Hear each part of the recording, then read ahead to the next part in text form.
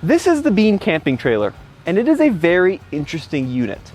But in this video, we're gonna tow it with something a little bit unusual, the 2021 Subaru Outback Wilderness Edition. That's right, the lifted off-road version of the ever so popular Subaru Outback.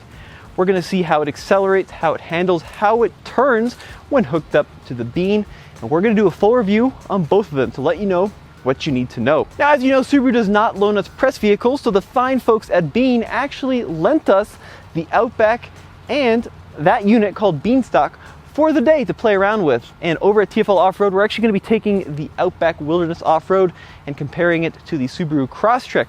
But in this video, we're going to check out this really cool adventure setup, because in 2021, the overlanding craze, the van life craze, the living off-grid craze has really come to a peak. And this is one of the most highly anticipated cars of the year, towing something that I think is just such a cool little camper. So let's go ahead and check out the Bean. Now, this is called Beanstalk. It is the entry level in the Bean lineup. They are based out of Salt Lake City, Utah. Really nice folks over there. And it's actually a very over-engineered unit. Compared to most teardrops, there's a lot of thought and a lot of engineering that went into making this thing happen. It starts at $17,990. This one has a few accessories that would make it more expensive. But the overall construction, the overall quality on these Beans is really, really high. So starting at the rear of the trailer, we've got a full galley, including storage, a little cooker here, and of course, an integrated fridge down there as well. These are really customizable depending on how you want to configure your Bean. You can really set them up in a lot of different ways. Now, Beanstalk is the more road-going of the Bean lineup. There's much more off-roady versions, including Mean Bean and Meaner Bean, and we have had some off-road experience with those in the past, but as you can see, this one is rolling on a set of fairly familiar street tires on steel wheels. One of the cool things is you'll notice behind there are a set of electric brakes, which is a nice thing to have even on a smaller unit. Now, the total weight on this setup starts at about 1,650 pounds with some accessories.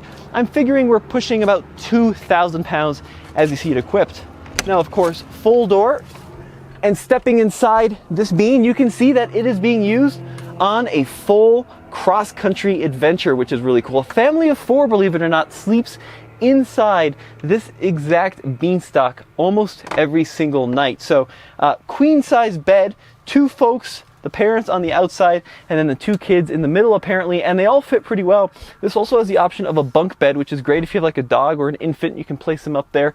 Storage along the back of the trailer, a fan up top, a little bit of storage up top in the front as well, hooks, places to plug in USBs, all that's included in the Bean, which is a really nice touch. Now let's make our way forward and take a quick look at the Outback Wilderness. Now, what is the Wilderness version of the Outback? So Subaru starts with a standard Outback, which has about 8.7 inches of ground clearance, and they change the suspension, add taller springs, and it brings the total ground clearance of this vehicle up to 9.5, which is just absurd. I mean, it's absurd in an SUV, let alone what is considered to be largely a station wagon. They also changed the bumpers around a little bit for an improved approach and departure angle. You also see these orange accents throughout. These indicate places that do stuff, essentially. So in the front here, this is where you're supposed to screw in the tow eyelet for recovery. We'll talk about that in the off-road review a little bit more, but we also see that same kind of orange accenting as we continue along to the roof rack here. Once again, just tie down points or places where things can be inserted in these orange spots. Speaking of the roof rack in this vehicle, it's rated up to 700 pounds static. So it's specifically tailored for folks who want to put kayaks or rooftop tents onto the roof of their Outback. Lots and lots and lots of black plastic cladding along the side. This vehicle comes with Yokohama Geolandar. They're called AT tires.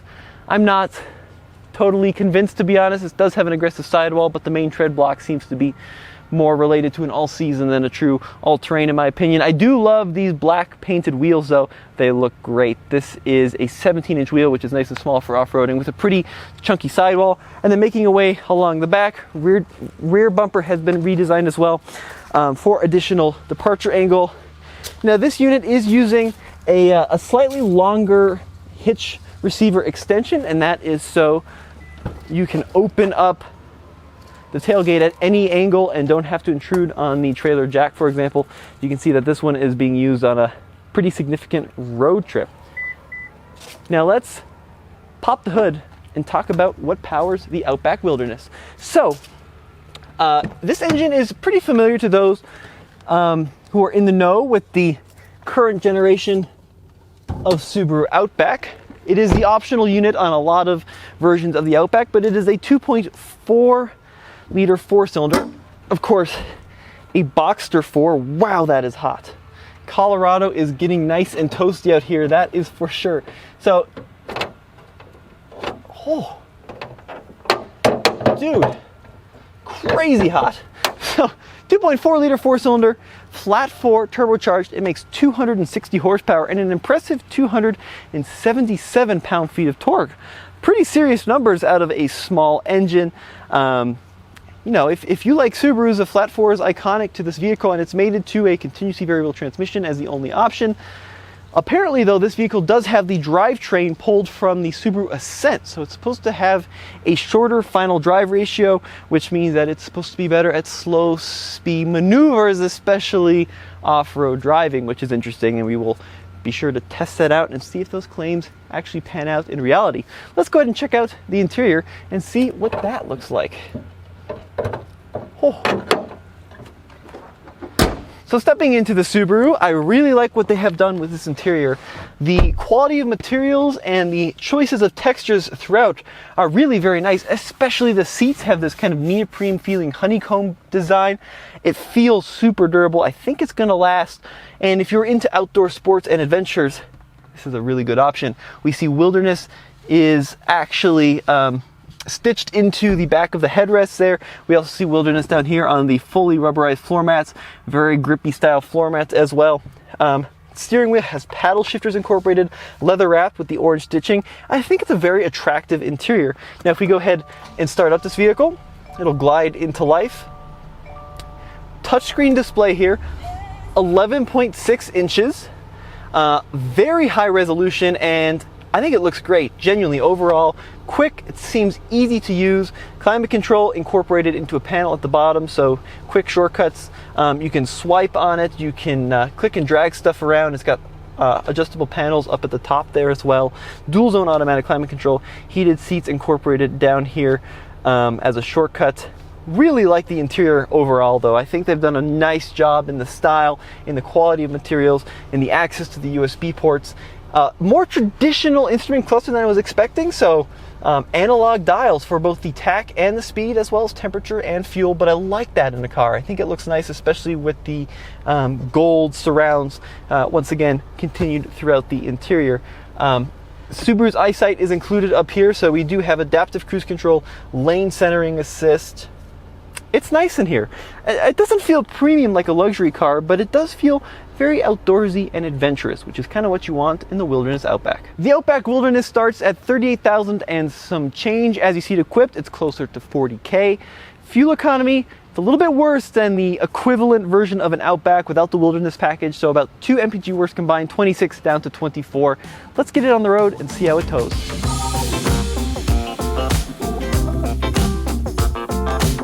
First impressions driving the new Subaru Outback Wilderness.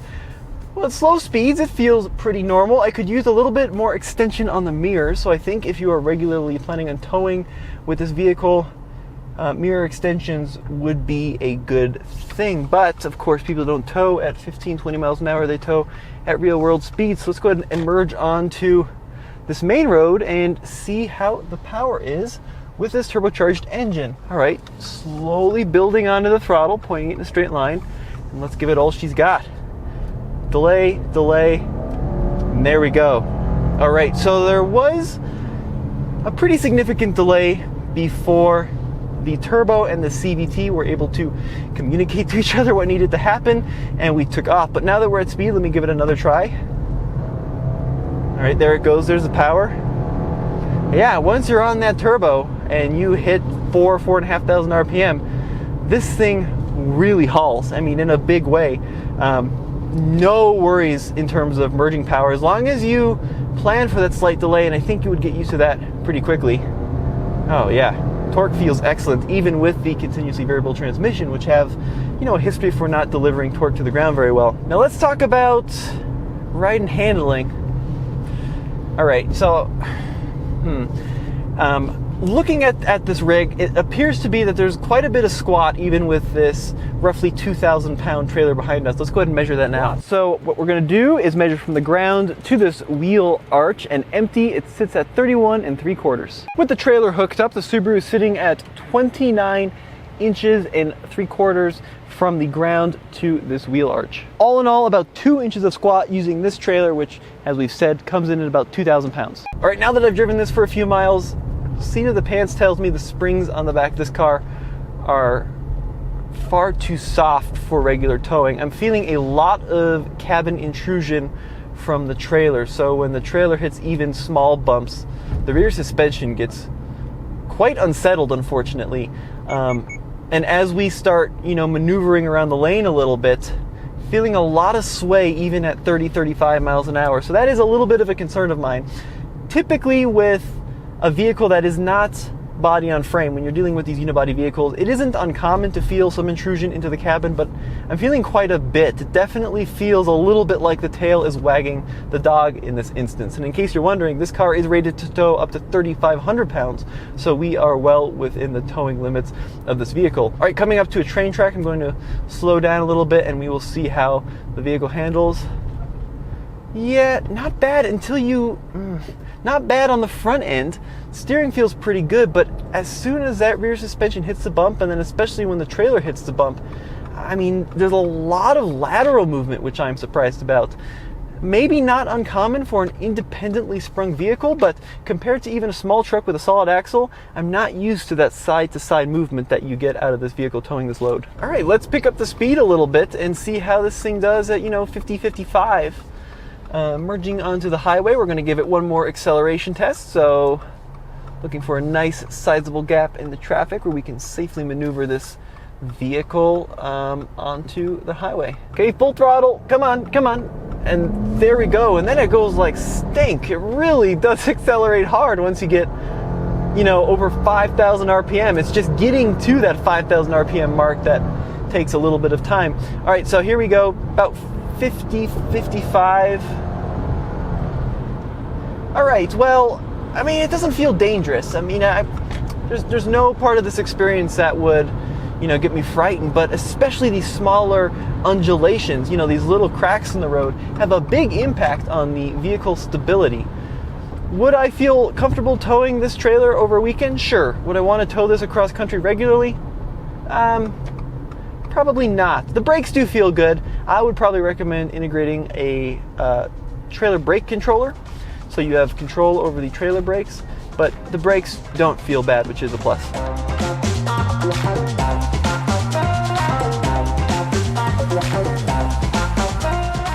Now this is a very cool adventure setup for someone who wants to go off grid or maybe even explore the wilderness in their own time, for example, on the weekends. Now as a tow rig, the wilderness is okay.